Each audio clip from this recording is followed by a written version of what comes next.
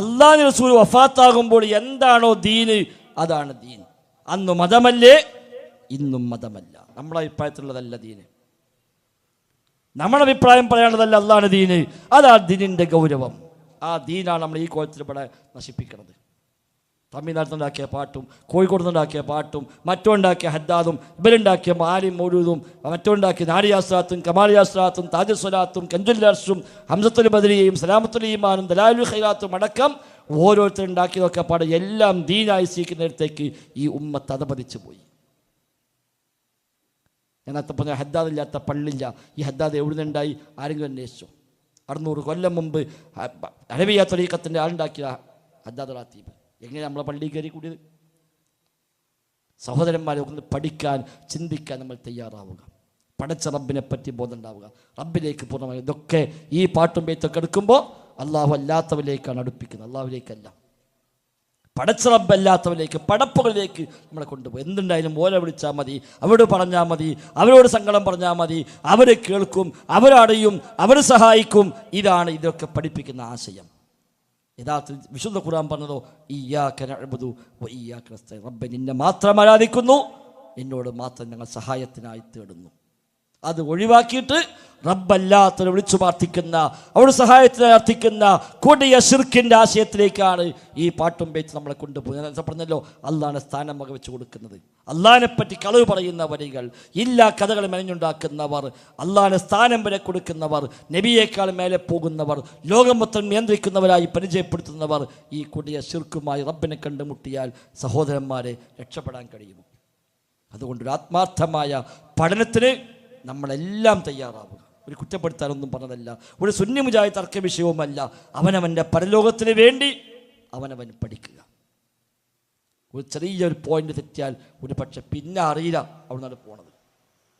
അല്ലാഹ് പറഞ്ഞു, റസൂൽ പറഞ്ഞു എന്ന് കിട്ടിയാൽ അത് അംഗീകരിച്ചു. അല്ലാഹ് റസൂലും പഠിപ്പിച്ചിട്ടില്ല, ഓക്കെ എനിക്ക് വേണ്ട. അതാ ദീനിൻ്റെ അസ്വലി. എന്ത് കാര്യം ചെയ്യുമ്പോഴും അല്ലാഹ് പഠിപ്പിച്ചതാണോ അല്ലാഹ് റസൂൽ പഠിപ്പിച്ചതാണോ ആണെങ്കിൽ സ്വീകരിക്കാം. ഇല്ല, അല്ലാഹ് റസൂൽ പറഞ്ഞിട്ടില്ല, ഖുർആൻ ഹദീസൊന്നുമില്ല, എന്നാലും ഇപ്പം നല്ലതല്ലേ, വേണ്ട, നമുക്ക് ആവശ്യമില്ല. അല്ലാഹ് റസൂലും പഠിപ്പിച്ചാലോ പിന്നെ വേറെ ചോദ്യമില്ല. എന്താ ഹദീസ് അങ്ങനെ? അത് ഉൾക്കൊള്ളാൻ പറ്റൂല, അത് ബുദ്ധിക്ക് പറ്റൂല, അത് ഈ കാലത്ത് പറ്റൂല, അത് ഖുർആനെതിരാണ്, ഒന്നുമില്ല. അതിനർത്ഥം എന്താ? നബിതങ്ങൾ ഖുർആനെതിരായിട്ട് പറഞ്ഞു എന്നല്ലേ? സുബ്ഹാനല്ലാഹ്, ഉണ്ടാവുന്നല്ലോ. അതുകൊണ്ട് സഹോദരങ്ങൾ, ശരിയായ ദീന് പഠിക്കാൻ നമ്മൾ തയ്യാറാണ്. ഖുർആൻ പഠിക്കുക, ഹദീസ് പഠിക്കുക, അതാ പരിഹാരം. വേറെ വഴിയൊന്നുമില്ല. മുജാഹിദാകലും സുന്നാലൊക്കെ വേറെ, അതൊക്കെ വേറെ. അതിനപ്പുറത്ത് അള്ളാഹിൻ്റെ ദീൻ നമ്മൾ പഠിക്കുക, വിശുദ്ധ ഖുർആൻ പഠിക്കുക. ജീവിതത്തിൽ എന്തെങ്കിലും ആലോചിച്ചുവോ, ഞാൻ ഇത്രയും കാലം ദുനിയാവിൽ ജീവിച്ചിട്ട് അള്ളാഹിൻ്റെ കിതാബ് ഒരാവർത്തി, ഒരു പ്രാവശ്യമെങ്കിലും ഒന്ന് അർത്ഥമറിഞ്ഞ് ഒന്ന് ഓതണമെന്ന് ആഗ്രഹിക്കാൻ പോലും നമുക്ക് സാധിച്ചിട്ടില്ല എങ്കിൽ എന്തോ തൗഫീഖിൻ്റെ കുറവ് നമുക്കൊക്കെ വന്നിട്ടുണ്ട്. ഖുർആൻ മറിച്ച് സ്വയം ആലോചിച്ച് നോക്കുക. ഖുർആൻ എവിടെ ചോദിച്ചാലും ഓതാൻ കഴിയുമെന്ന് ധൈര്യമുള്ളവർ എത്ര പേരുണ്ട്? ഒരു ഫാത്തിഹ മര്യാദക്ക് ഓതാൻ പറഞ്ഞാൽ നമ്മിൽ എത്ര പേർക്ക് ധൈര്യമുണ്ട്? നമ്മൾ ആലോചിച്ചാൽ മതി. എത്ര ആയത്തിന് അർത്ഥം എനിക്കറിയാം. 30, 40, 50, 60, 70 വയസ്സ് ജീവിച്ചിട്ട് എൻ്റെ റസൂൽ പഠിപ്പിച്ച ലക്ഷക്കണക്കായ ഹദീസുകളിൽ ഒരു ഹദീസ് പോലും ഇന്നവരുടെ ജീവിതത്തിൽ ഔദ്യോഗികമായി ഞാൻ പഠിച്ചിട്ടില്ല എന്നാണെങ്കിൽ പിന്നെ എന്താണ് എൻ്റെ ജീവിതത്തിന് അർത്ഥമുള്ളത്? നബി തങ്ങളെ സുന്നത്തുകളെ, നബി തങ്ങളെ പഠിപ്പിച്ച അധ്യാപനങ്ങളെ പഠിക്കാനും പകർത്താനും ഒരു മനസ്സുണ്ടായിട്ടില്ലെങ്കിൽ പിന്നെന്ത് അർത്ഥമുണ്ട്? സഹോദരങ്ങൾ, ആ നിലയ്ക്കൊരു മാറ്റത്തിന് നമ്മളെല്ലാം തയ്യാറാകണമെന്ന് മാത്രമാണ് ഈ സമയത്ത് എന്നെയും നിങ്ങളെയും എല്ലാം ഓർമ്മപ്പെടുത്താനുള്ളത്. പരമാവധി റബ്ബിലേക്ക് മനസ്സ് മടങ്ങുക. എപ്പോഴും മരിച്ചേക്കാം, എപ്പോഴും പോകേണ്ടി വന്നേക്കാം. എപ്പോൾ പോയാലും സമാധാനത്തോടെ പോകാൻ പറ്റണം. വാശിയും വെക്കാനും അതേപോലെ ഭൂരിപക്ഷം ന്യൂനപക്ഷം പാർട്ടിയും സംഘടനയും നേതാക്കന്മാരൊക്കെ ദുനിയാവിലുണ്ടാവുള്ളൂ. അതൊക്കെ നമ്മുടെ പരലോകത്തേക്ക് ഗുണകരമാണെങ്കിൽ അതൊക്കെ ലാഭമാണ്.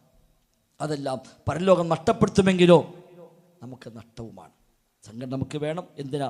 അതിലൂടെ പോകുമ്പോൾ കുറേ ഹൈറുണ്ട്. ഇപ്പോൾ ഈ വയലുവ ഉണ്ടായത് ഒരു കൂട്ടായ്മ ഉണ്ടായതുകൊണ്ടാണ്.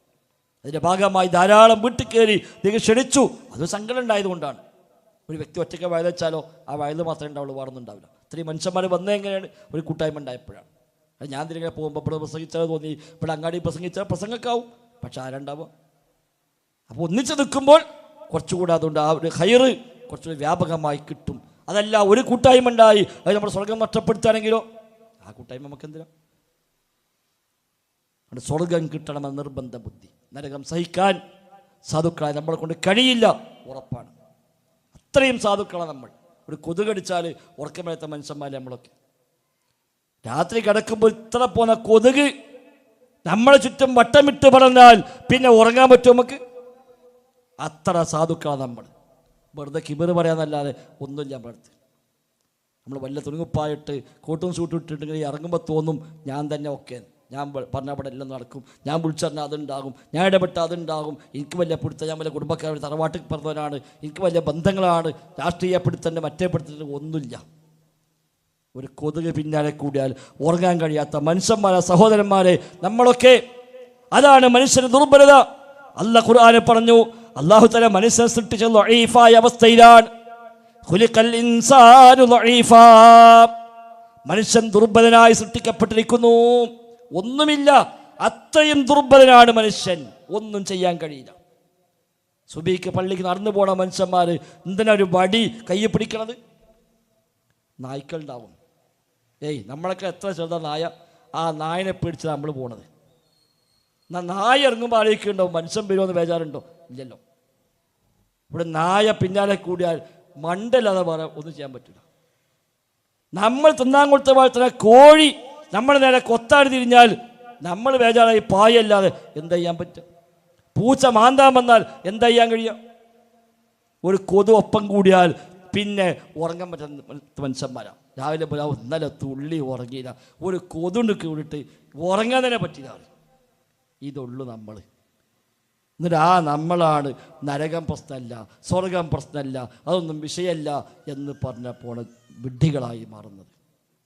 ദുന്യാവിലെ തീയിൻ്റെ 70 ഇരട്ടിയാണ് നരകത്തിലെ തീ. ഈ ദുന്യാവിലെ തീയിൻ്റെ തീപ്പൊരി താങ്ങാൻ കഴിയാത്തവരല്ലേ നമ്മൾ. ഒരു തീപ്പൊരി, ഒരു ചെറിയ തീപ്പൊരി ശരീരത്തിലെ ഏതെങ്കിലും ഭാഗത്തൊന്ന് തട്ടി ഒന്ന് ലേശം പൊള്ളിയാൽ മതി, അപ്പോഴേക്ക് പനിയായി, അസ്വസ്ഥതയായി, പിന്നെ ഉറക്കം വരുന്നില്ല, 2 ദിവസം ഓഫീസ് ലീവാക്കി. എന്തേ കാര്യം? ഇന്നലെ ഒരു ചെറിയൊരു തീപ്പൊരി ഒന്ന് പാടില്ല അടുപ്പത്തുനിന്ന് ഇസ്തിരിട്ടപ്പോൾ ഒന്ന് കൈ തട്ടി പൊള്ളിയതാണ്. എത്ര ദിവസമാണ് നമ്മൾ പ്രയാസപ്പെടുന്നത്? ഈ ദുന്യാവിലെ തീയിൻ്റെ 70 ഇരട്ടി ചൂടാണ് നരകാഗ്നി. കല്ലും മനുഷ്യനുമാണ് അവിടെ ഇന്ധനം. ഇവിടെ കല്ലിട്ടാൽ തീ കെടും, അവിടെ കല്ലിട്ടാൽ തീ ആളിക്കത്തും. അള്ളാഹു കാത്തുരക്ഷിക്കുമാറാവട്ടെ. ആ നരകാഗ്നിയിൽ ഫിറഔനിൻ്റെ കൂടെ, ഖാറൂനിൻ്റെ കൂടെ, ഹാമാനിൻ്റെ കൂടെ, അബൂജഹലിൻ്റെ കൂടെ, അബൂലഹബിൻ്റെ കൂടെ, ലോകം കണ്ട മുഴുവൻ തെമ്മാടികളെയും തോന്നിവാസികളുടെയും ധിക്കാരികളുടെയും കൂട്ടത്തിൽ സുമ്മലാ യമൂതു ഫീഹാ വലാ യഹ്യാ, ജീവിക്കുന്നുമില്ല മരിക്കുന്നുമില്ല എന്ന് പറഞ്ഞ അവസ്ഥയിൽ കാലങ്ങളോളം ആ നരകത്തിൽ കിടക്കുന്ന അവസ്ഥ സഹോദരങ്ങളെ എത്രമാത്രം ഭയാനകമാണ്. അല്ലാഹു തആല ചോദിക്കുന്നതാണ്, നാളെ പരലോകത്ത് നരകത്തിലേക്ക് പോകാൻ വിധിക്കപ്പെടുന്ന മനുഷ്യൻ ദുനിയാവിൽ ശിർക്ക് ചെയ്തിട്ട് ആ ശിർക്കിന്റെ പേരിൽ നരകത്തിൽ പോകേണ്ടി വരുമ്പോൾ അല്ലാഹു തആല ചോദിക്കുന്ന ചോദ്യം ഹദീസിൽ കാണാൻ നബി തങ്ങൾ പഠിപ്പിച്ചത്. അല്ലാഹു ചോദിക്കുമെടാ, ദുനിയാവ് മുഴുവൻ നിന്റേതാണെങ്കിൽ, ദുനിയാവ് മുഴുവനും നിന്റേതാണെങ്കിൽ ഈ നരകത്തിൽ രക്ഷപ്പെടാൻ അത് മുഴുവൻ കൊടുക്കാൻ നീ തയ്യാറാണോ? നരകം നിശ്ചയിച്ച് നരകത്തിലേക്ക് പോകാൻ വിധിക്കുമ്പോൾ അല്ലാഹു ചോദിക്കുക, ദുനിയാവ് മൊത്തം നിന്റേതാ വിചാരിക്കാം, അത് മൊത്തം കൊടുത്താൽ നിനക്ക് രക്ഷപ്പെടാം എന്നുണ്ടെങ്കിൽ നീ കൊടുക്കാൻ തയ്യാറാകുമോ? അതേ റബ്ബേ, ഞാൻ തയ്യാറാണ്, കൊടുക്കാം.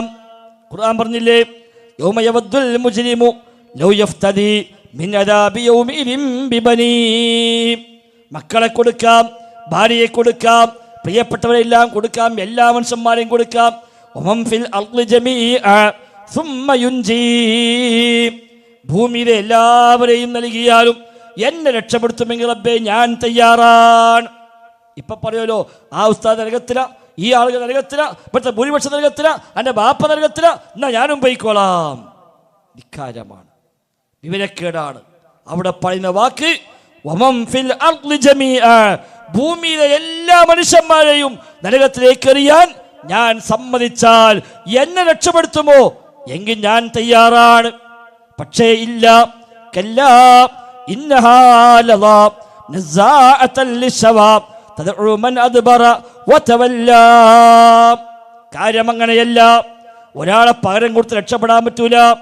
ഇന്നഹാ ലദാ, തീർച്ചയായും അത് ആളിക്കത്തുന്ന നരകമാണ്. അത് പിന്തിരിഞ്ഞു പോകുന്നതിനെപ്പോലും തിരിച്ചു വിളിക്കുന്നതാണ്.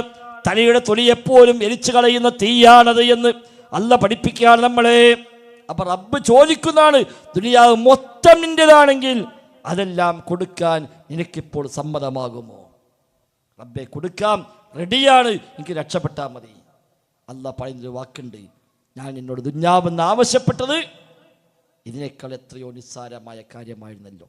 നിന്റെ മുതൽ മൊത്തം കൊടുക്കാൻ പറഞ്ഞിട്ടില്ല, നിന്റെ എല്ലാം നൽകാൻ പറഞ്ഞിട്ടില്ല. ഞാൻ നിന്നോട് ആവശ്യപ്പെട്ടത് വളരെ ചെറിയ കാര്യമായിരുന്നു. അല്ലാ തുശ്രിക ബി ശൈആ, എന്നിൽ ഒന്നിനെയും പങ്കു ചേർക്കരുത്, ഇതല്ലേ ഞാൻ പറഞ്ഞിട്ടുള്ളൂ.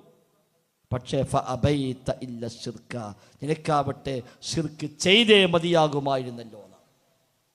അല്ലാഹുവിന്റെ ചോദ്യമാണ്, നബി ഞങ്ങൾ പഠിപ്പിച്ചതാണ്, ഇമാം ബുഖാരി റിപ്പോർട്ട് ചെയ്ത ഹദീസാണ്. അല്ലാഹ് ചോദിക്കാൻ, നിന്നോട് ആകെ ഞാൻ പറഞ്ഞെന്ത്, എന്നിൽ പങ്കു ചേർക്കാൻ പാടില്ല, നിനക്കാവട്ടെ പങ്ക് ചേർത്തേ മതിയാകുമായിരുന്നു. കോഴിക്കോട്ടെ CM മടവൂര് ലോകം നിയന്ത്രിക്കുന്നത് വിശ്വസിച്ചത് നമുക്ക് എന്താ കിട്ടാനുള്ളത്? അയാൾ ലോകം മൊത്തം നിയന്ത്രിക്കുന്നത് വിശ്വസിച്ചിട്ട് നമുക്ക് എന്ത് കിട്ടാൻ? സ്വർഗം നഷ്ടപ്പെടുമെന്നല്ലാതെ വേറെന്താ കിട്ടാനുള്ളത്? മുഹീദ്ദീൻ ഷെയ്ഖ് ഖുതുബുൽ അഖ്താബാണ് എല്ലാത്തിനെയും മേലെ നിയന്ത്രിക്കുന്ന ആളാണ് വിശ്വസിച്ചാൽ നമുക്ക് എന്താ കിട്ടാനുള്ളത്? ഈമാൻ കാര്യമാണോ അത്? ഇസ്ലാം കാര്യമാണോ അത്? സ്വഹാബിയാണോ മൊയ്തീൻ ഷെയ്ഖ്? താബിഴിയാണോ മൊയ്തീൻ ഷെയ്ഖ്? ഒരിക്കലുമല്ല. അതിന് വാശി പിടിച്ച്, അതിന് മറുപടി വെച്ച്, അതിന് തിരിച്ച് വഴുത് വെച്ച്, അതിന് അങ്ങേയറ്റം വാശിയോടെ ഇറങ്ങിയിട്ട് എന്ത് നേട്ടമാണ് സഹോദരന്മാരെ നേടാനുള്ളത്? ഇന്ന് മരിച്ചാലും സ്വർഗത്ത് കണ്ട് പോകാൻ പറ്റണം. ഫമൻ സുഹ്സിഹ അനിന്നാരി വഉദ്ഖിലൽ ജന്ന ഫഖദ് ഫാസ്, നരകത്തിൽ നിന്ന് രക്ഷപ്പെട്ട് സ്വർഗത്തിലേക്ക് പ്രവേശിപ്പിക്കപ്പെട്ടാൽ അവനാണ് വിജയിച്ചവൻ, അല്ലാത്തൊന്നും വിജയമല്ല. സഹോദരന്മാരെ, അത് കിട്ടണം. നമുക്ക് ഇപ്പം ഇന്ന് മരിക്കേണ്ടി വന്നാലും സന്തോഷത്തോടെ കണ്ണടക്കാൻ പറ്റണം. യാ അയ്യത്തുൻ നഫ്സുൽ മുത്മഇന്ന ഇർജിഇ ഇലാ റബ്ബികി റാദിയതൻ മർദിയ ഫദ്ഖുലി ഫീ ഇബാദി വദ്ഖുലി ജന്നതി. സമാധാനമടഞ്ഞ ആത്മാവേ, വരൂ, നീ റബ്ബിലേക്ക് മടങ്ങൂ. അല്ലാഹ്ക്ക് നിന്റെ കാര്യത്തിൽ തൃപ്തിയാണ്, നിനക്ക് അല്ലാഹുവിനെ കുറിച്ചും തൃപ്തിയാണ്. കണ്ടോ, വല്ലാത്ത വാക്കാണത്. നിനക്ക് അല്ലാഹുവിനെ തൃപ്തിയാണ്, അല്ലാഹ്ക്ക് നിന്നെയും തൃപ്തിയാണ്. നമുക്ക് പറയാൻ പറ്റോ എൻ്റെ റബ്ബിനെ ഞാൻ തൃപ്തിപ്പെട്ടിരിക്കുന്നു എന്ന്? എനിക്ക് എൻ്റെ റബ്ബ് മതി. എനിക്ക് പ്രാർത്ഥിക്കാൻ, എനിക്ക് നേർച്ച നേരാൻ, എനിക്ക് വഴിപാടർപ്പിക്കാൻ, എനിക്ക് സത്യം ചെയ്യാൻ, എനിക്ക് സങ്കടം പറയാൻ, എനിക്ക് എൻ്റെ ആവശ്യങ്ങൾ ബോധിപ്പിക്കാൻ എനിക്ക് എൻ്റെ റബ്ബ് മതി. ഹസ്ബി അല്ലാഹ്, എനിക്കല്ല മതി. ആ അല്ലാഹ് ഞാൻ തൃപ്തിപ്പെട്ടിരിക്കുന്നുവെന്ന് നമുക്ക് പറയാൻ കഴിയുമോ?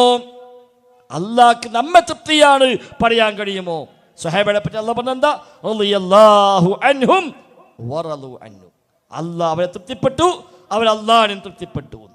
മരിക്കുമ്പോൾ സമാധാനം കിട്ടണോ?